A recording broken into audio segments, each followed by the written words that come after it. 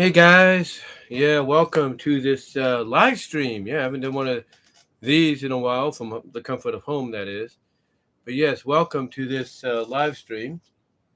Well, I'm going to take the opportunity to talk about season, that being season animated for short, and its importance not just to the overall Sonic community, the fan base and everything, but to fan-funded projects in general. Now, first of all, let me kind of give you a little bit of context as to the importance of this as I raise the camera up a little bit more there. There we go. But as to the importance of basically, and just the camera just slightly there. There we go.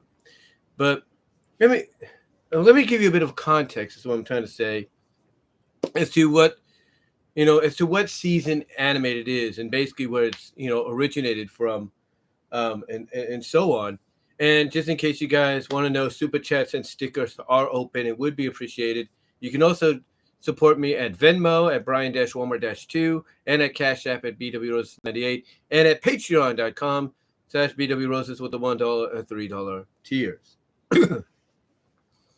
Anyway, let's talk. Let's kind of go back in time here, if you will, to I would assume the early to mid 2000s. And the reason I say that the early to mid 2000s, as I get ready to link this to other places as well, is because around that time frame,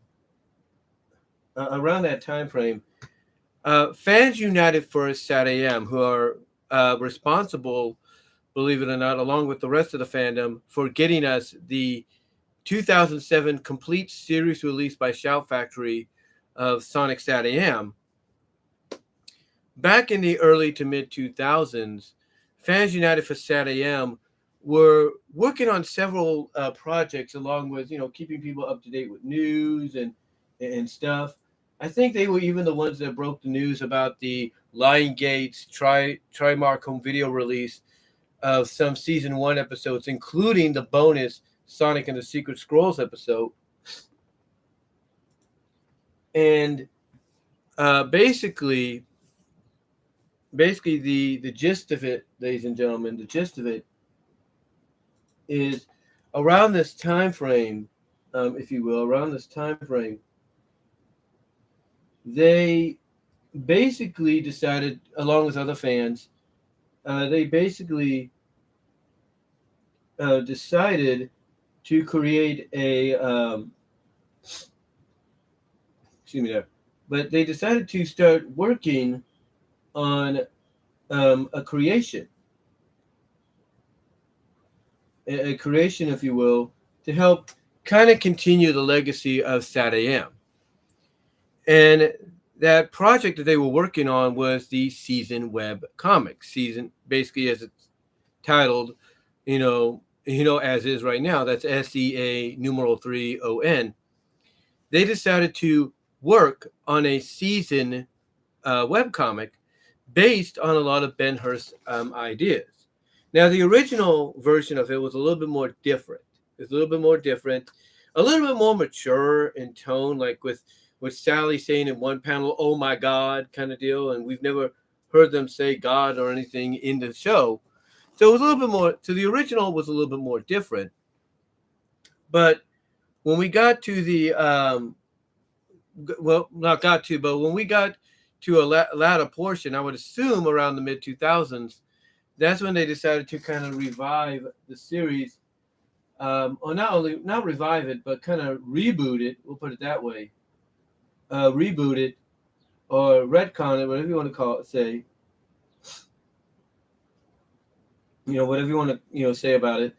They decided to retcon it, if you will, to make it more connectable than it was originally. They decided to go in a direction and made it more feel more like what Ben Hurst had originally planned. Now, Ben, for his part, for years, ever since Sonic SatAM was canceled, had been trying to get that final season up and going in some form or fashion. He just never had the opportunity. Um, he just never had the opportunity to really make it a reality. I mean, he did have several opportunities, but they just didn't go the way he was hoping. And the most infamous one of all was when he let Ken Penders in on what he was planning to do.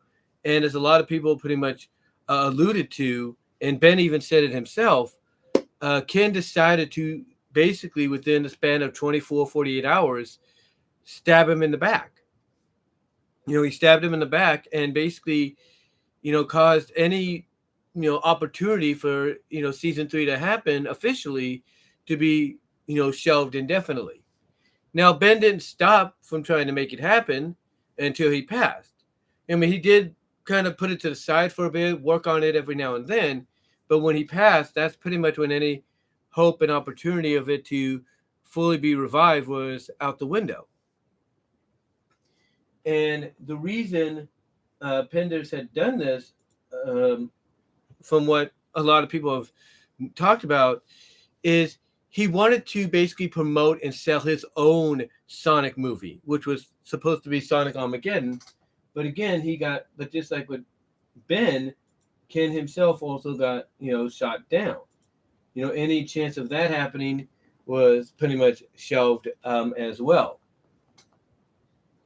So yeah, the closest that Hearst had to making it happen fell through because of Ken, and because of that, Ken's project also fell through because, again, like I said, he had the thought that, hey, if I guess in the eyes of a lot of folks, they pretty much saw Ken going like, hey, if I sabotage Ben's opportunities, that'll open the door for me, and it didn't. It didn't open the door for him whatsoever.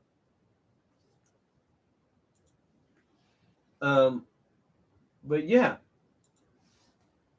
Ben Hurst came very close, basically in the early to mid 2000s, and then pretty much that went to the pot. But ever since he's passed, Fans United for SatAM, also known as Team Season, worked diligently on the webcomic to keep it true to what Ben originally had planned out for stories. They've even, as far as I know right now, have expanded on some of those ideas to focus on how certain characters of the main group would be featured in a third season when it comes to certain stories. But then, back in the mid 2000s, not 2000, but let me correct myself. Okay, back in the late early 2010s, which was, I would say, 2014, 13, something like that. There was a rumbling going on. And I think this was around the time Patreon started to show its face alongside other funded sites, fan-funded sites like Kickstarter and Indiegogo and all that. Patreon started to, rear its head. And Patreon proved to be a little bit more successful, a little bit more easier to manage than Kickstarter, Indiegogo, you name it.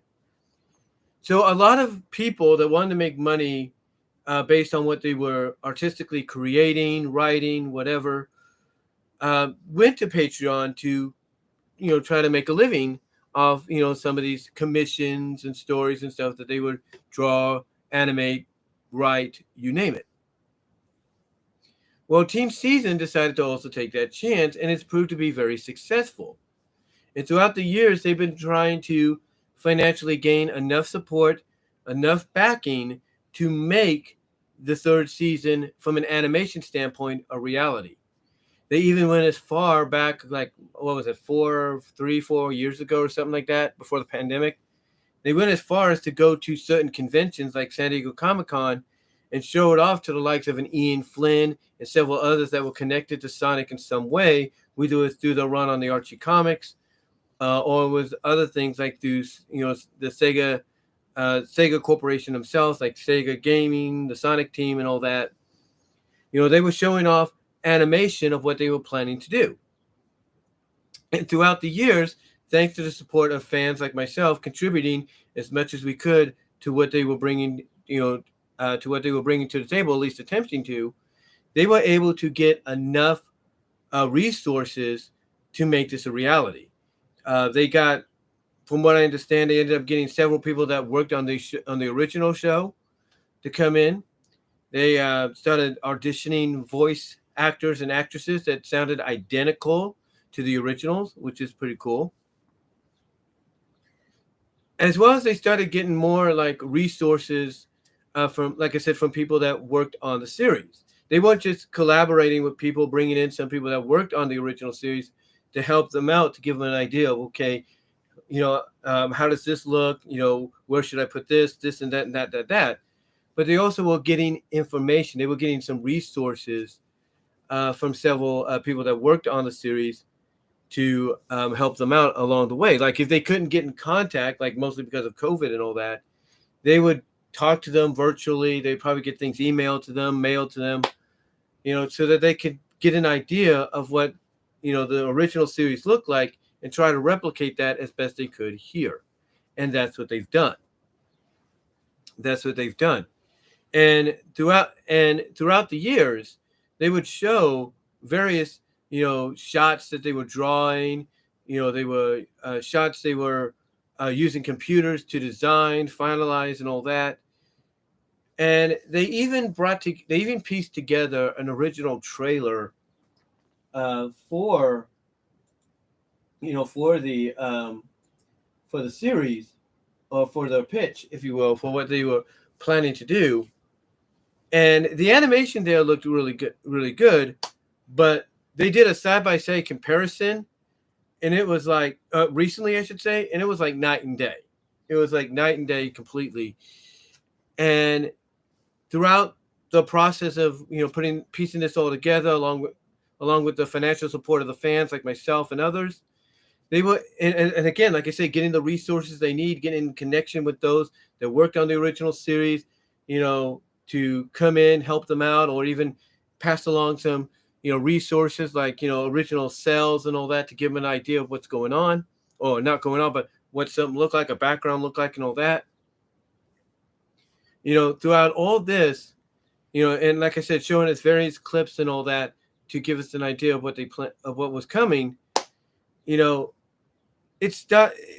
really showed, in my opinion, it just really showed that when you have something as passionate, or when you're passionate, I should say, about something like, a show that you feel and believe, along with many others, millions of others, believe it or not just thousands, but millions of others, you feel had its legs cut out from under it before it really got started. When you feel so passionate, I should say, about something, wanting to, be given a second chance, or at least be given some closure, you're willing to do whatever it takes. And if you're not alone in that process, you're going to be able to succeed because you have others behind you to make it happen. And that's what's been going on here with SEA3ON. This has been something they've been working on year after year after year. And recently, over the past year or so, they've been giving us a lot more, WIP, work in progress, animations, as well as even fully colored animated scenes or clips as well. Like the first one they gave us after the pitch animation that they did with Sonic and Sally on there, they showed us one of Sonic running through the underskirts of Robotropolis and mentioning, man, this place looks a lot creepier, it seems a lot creepier since Robotnik lost or left, kind of deal. And whoever they got to voice him sounds exactly like Jaleel White. Got to give him credit there. So that was kind of cool to see. Then the other clip that they did, and I even was able to share this as well, was the scene that was taken from one of the panels of the final pages of the first issue of the SEA3ON webcomic, after they kind of retooled it to be more like what Ben Hurst was planning. And it's a clip of Sally. And again, whoever they got to voice Sally did an excellent job in replicating Kath Sushi's voice. It's where Sally is just frustrated, where, just when it looked like it was over, they had won and they were getting everything back together. Now they're basically back to square one again. And again, that clip really is powerful when you look at it just on its own. And of course, with all these clips being shown, everything being, everything being shared with us from WIPs, backgrounds, and all that, it was only a matter of time before they released a trailer to fully give us an idea of, okay, what's in store for us very soon. And that's what they did this past Sunday. This past Sunday morning, they released the trailer at 8 a.m. Pacific time. Of course, they had their own little unique countdown, which when I looked at the reaction in the live chat, people were like, okay, come on, let's go. And finally finally we got the 10, 9, 8, 7, 6, 5, 4, 3, 2, 1 to come up. And then that's when we got the trailer. And as I've said before, the trailer's got me hyped. It looks dead on to what the original series looked like. The voice acting and everything sounded great. For Snively, for Sally. The scenes that were fully colored in, action-wise, looked perfect. With Sally, Bunny, and Sonic. It's just 100%, 100% remaining true to what the original was like. And here's what's interesting. Today, not just thanks to Frank Hill, it's Frank for sharing this with me, but others have also shared this as well.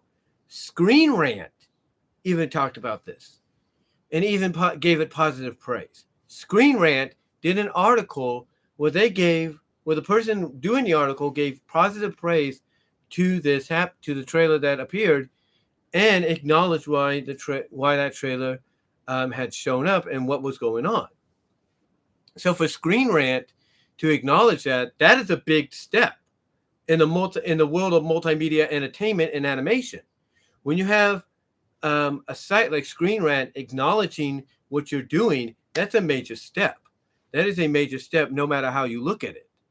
So what that tells me is if you have someone like Screen Rant acknowledging what you're doing and probably passing that on to anybody else like Variety, Collider, Deadline, you name it, that basically right there is the notoriety you need to get people's attention, to make them realize, okay, maybe there is a fan base still there.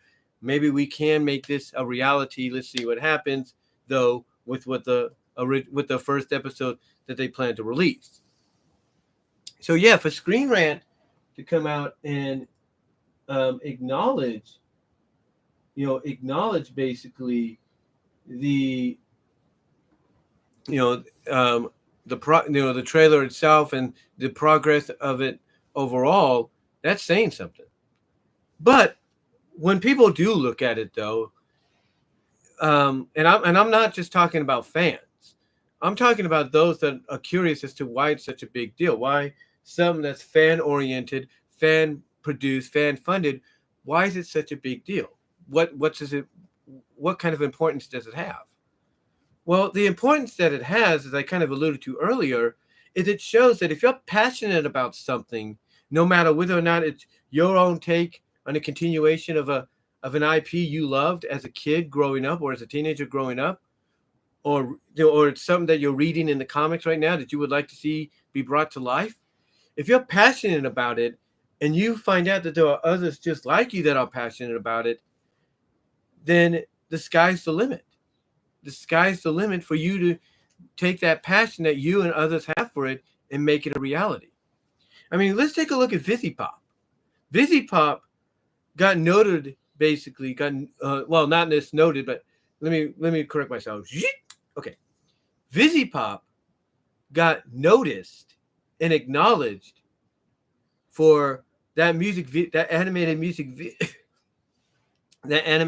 video she did without all those anthropomorphic characters,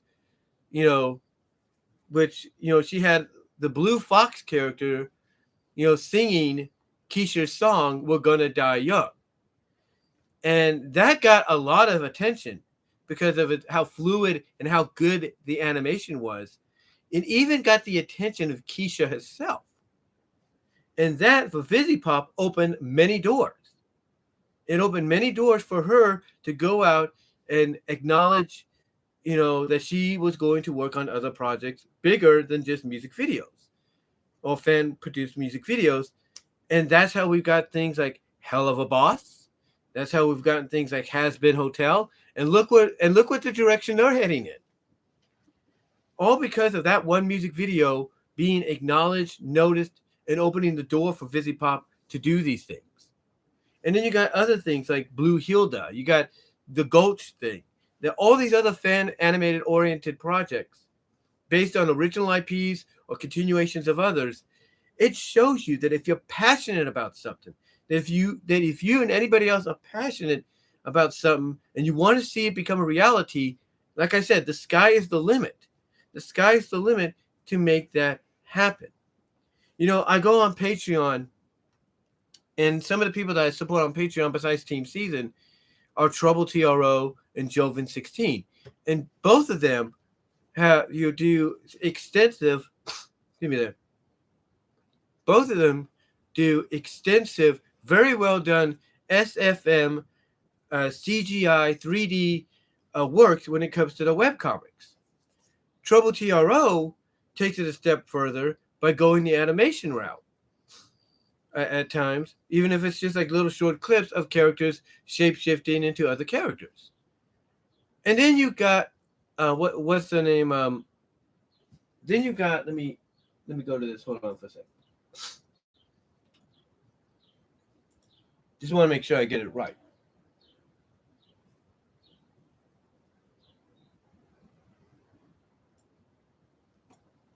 Oh, it's loading right now. Hold on. Computer's going into load mode right now. It does that at times.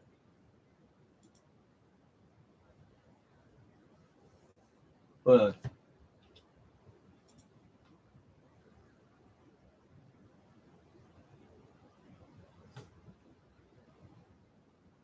Yeah, Angelina what's that? Let me get my glasses on, guys. Those are my glasses.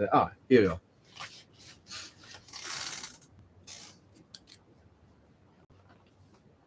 Angeloid 003 or Angeloid. They're doing animations too with some of the things they're into. Things that you would only thought you would read about in stuff, in stories, or even look in webcomics about. They're doing their thing. And it's because of how passionate they are for what they want to bring to life, not just through comics and, in written stories, but through animations. And to me, that's why this is so important, not just to fans like myself, but to others out there that support fan-funded projects. You see how far they've come with this and how close they are to giving us the first episode upon its release. How close we are to that. And it shows me as an example that when you have something you're passionate about and you have others that believe in what you believe in as well, that are willing to support you any way possible, financially or whatever, like I said, sky's the limit. And, the ideas are unlimitless when you start blasting off to whatever the final destination will be. The fact is, folks, no matter how you feel about something like season animated, Team Season, Sonic SatAM Season 3, overall, you have to really appreciate the fact that people are willing to go out of the way to make this happen. I mean, they even got the lead singer of Crush 40 to do a new revised version of the Fastest Thing Alive song from the first two seasons of the original show, originally sang by Noisy Neighbors. So if they're able to get the guy from Crush 40 to do it, that shows you how far and how passionate they have, they are willing to go and how far they have come, to make that happen. But this is why when you watch this trailer, you see how well done it is. And you realize that it's all fan-oriented, fan-funded. It pretty much will open your eyes and make you realize, okay, if this could happen, if they can make this a reality, what's stopping me and anybody else from making what we want to see a reality as well? And the honest answer is nothing. Nothing is stopping you. Because if you want to make something a reality, then go for it. If you feel passionate about something succeeding and you know people will be fans of it, go for it, is what I would say. But the gist of this entire thing is this is just the beginning. This is just the beginning. They have a multitude of stories they need to adapt. And if they can get this off the ground and it becomes a success and it gets the notoriety that it's already now getting thanks to Screen Rant and others, then those other stories that they have to adapt into animated episodes will come a lot quicker over time. And heck, more funding, I should say, not funded, but more funding will come their way as well. More support will come their way. And, you know, you can't say anything. You can't say any more than that. Because with the more funding and everything and support coming their way, the more you're going to get of this project when it's all said and done. You're going to get more episodes. You're going to get more, like I said, you're going to get more episodes. You're going to get, you know, more stories. You're going to get a lot coming your way. And this is just the beginning. This is just the beginning of it. And again, what this also does is when you, like I said, when you look at the trailer, it makes people of other fan-funded projects realize, hey, if they could do this, so could we.